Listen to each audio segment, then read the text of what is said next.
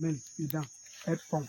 C'est parce qu'il y a peut-être la surpopulation ou à défaut, elle est boudonneuse. Boudonneuse veut dire elle a pondu presque tout le sperme qu'elle a, elle a le vol nuptial, elle a ensassé. Quand elle y a presque boudonneuse, on produit une capsule royale, elle pond à l'intérieur et puis par la suite on peut la jeter. Et pour qu'elle pond, ça avait sa patte arrière qu'elle mesure. Qu'elle mesure si le trou est un peu profond, c'est que c'est pour le mâle. Elle va pondre l'œuf non fécond là-bas. Mais quand elle mesure ce genre de trou, elle pond l'œuf fécondé. À ce moment-là, quand elle pond l'œuf fécondé, elle a donc choisi de vouloir pondre une autre reine au lieu de... La reine n'est pas différente de l'abeille femelle. La seule différence, c'est au niveau du moule. Et ce qu'on lui donne pour qu'elle devienne reine. Puis son moule est un peu long.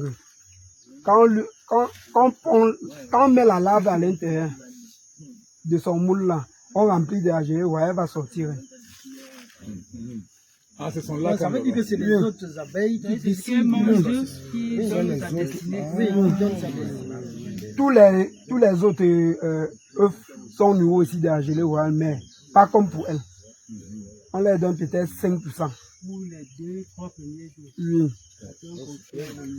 Le pollen. Or, la reine, c'est exclusivement de la gelée royale jusqu'au 16e jour. Une autre question, une dernière question s'il vous plaît. Maintenant, dans cette enveloppe-là, dans cette alvéole-là, ça veut dire que si on retire dans cette nourriture, la gelée royale là, on ne pourra plus avoir une autre reine quoi. Oui, bien sûr, on dit que quand on pond l'œuf, en fonction de la nutrition, ça prédestine l'abeille qui va naître. Si c'est nourri avec les 3 premiers jours avec de la gelée royale et à la fin des 17 autres jours avec du miel et du pollen, ça va donner l'abeille ouvrière. Mais si on continue à nourrir avec la gelée royale, ça va donner la reine. Sauf que la gelée royale est faite déjà de façon prévue. En faisant tel qu'il l'a dit, c'est-à-dire la cellule royale est plus élargie parce que l'abdomen va être plus long. Et là, ils savent que c'est une reine nourrie de façon exclusive avec de la gelée royale. Donc, c'est pas un fait d'hasard. Ils sont organisés et savent ce qu'ils veulent. Et en fonction de ça, même son dard pas. La reine n'a pas de dard. Par contre, elle a le même œuf des ouvrières. Son venin, qu'elle pique avec. C'est son âme. Le vol nuptial, est-ce que se fait dans la ruche ou hors de la ruche? Et pendant le vol nuptial, est-ce qu'il y a un risque de perdre la colonie vu que c'est la reine sort? Si la reine sort pour le vol nuptial. Le vol nuptial se fait à l'extérieur de la ruche. Et c'est un vol organisé pour accoupler la reine. Et quand les faux boudons, parce que c'est les faux boudons qui font cet accouplement et qui va donner le maximum de sperme pour féconder les œufs qu'elle va pondre selon une certaine période. Et là, il n'y a pas risque que la reine puisse s'égarer parce que elle part avec un cortège et après on revient avec le cortège dans la rue. Donc c'est comme le président sort pour faire le tourisme, est-ce qu'il peut confondre sa présidence? Je vais augmenter un peu sur ça. Lorsque elle sort pour le vol nuptial, c'est le plus robuste faux bouledon qui va l'accoupler. Oui, puisque quand il vient, il pique ses mains, son anus. Il pique son anus et puis il sort, il meurt. Il a accompli sa mission sur terre. Il n'a pas de dents. Il a un truc comme le pénis. Il pique. Et quand il pique, ça s'arrache, il meurt.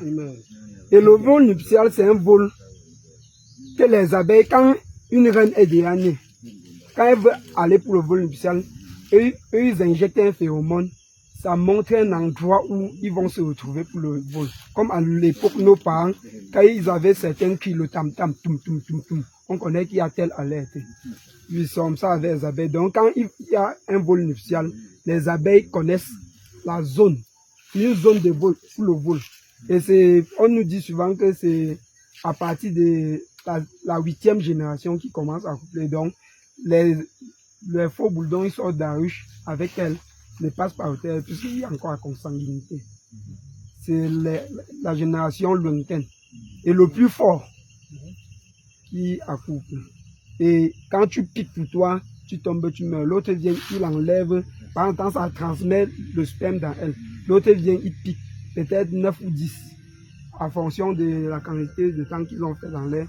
Et elle rentre avec un seul pénis. C'est ça qui lui permet à féconder les œufs. L'autre pique, il enlève. Oui, l'autre pique, il meurt. L'autre vient, il enlève, il pique. Oui. Donc l'œuf qu'elle va pondre, qui ne serait pas fécondé, va donner le faux boudon. Qui sont ces œufs? Qui sont ces œufs. Donc il peut arriver que la reine pond certains œufs et parmi ces œufs, il y a certains œufs qui n'ont pas été fécondés. Et c'est ces œufs-là qui vont donner le faux boudon. Le mâle. Donc, et l'expérience montre que quand on a une ruche qui a un nombre de faux boudons très avancé, la ruche est très boudonneuse et consomme beaucoup parce que ce sont des bouffeurs. Ils ne travaillent pas. Ils ne travaillent pas. Tout ce qu'ils ont à faire, c'est d'attendre le jour du vol nuptial pour aller se faire plaisir.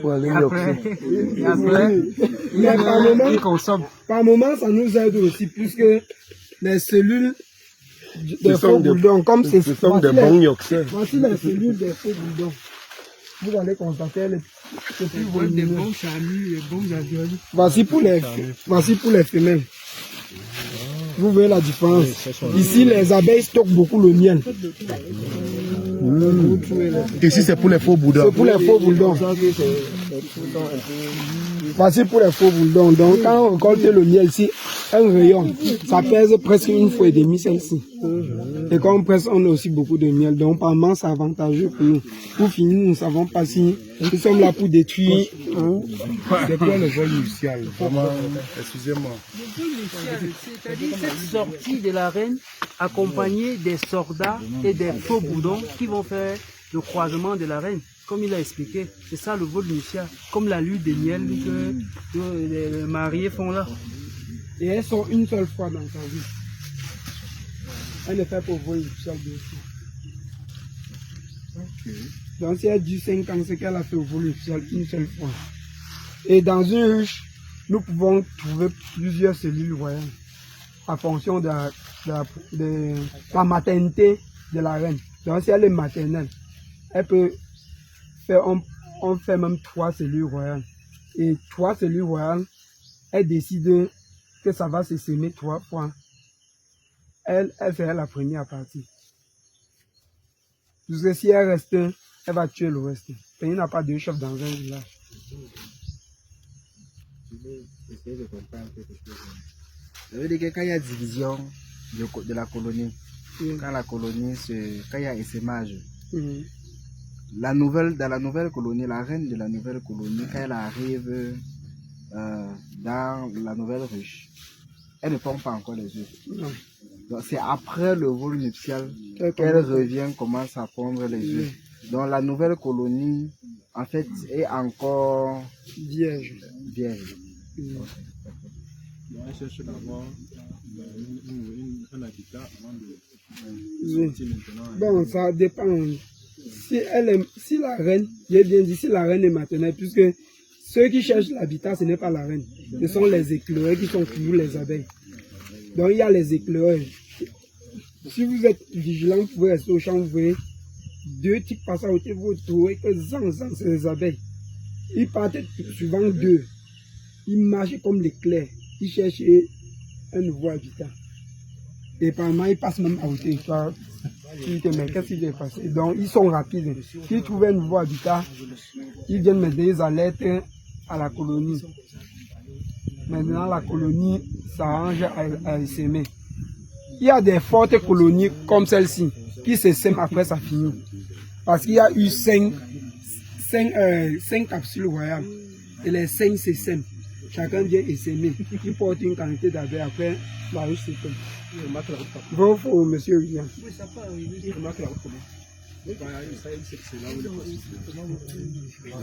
Pour pallier au manque d'arbres, par exemple, ici,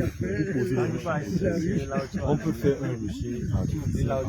Si on plante des lacs en hauteur, un peu comme un château, avec des étages, et des échelles pour monter. Ça c'est fait. En hauteur. Ça c'est fait. Oui, pour ceux qui n'ont pas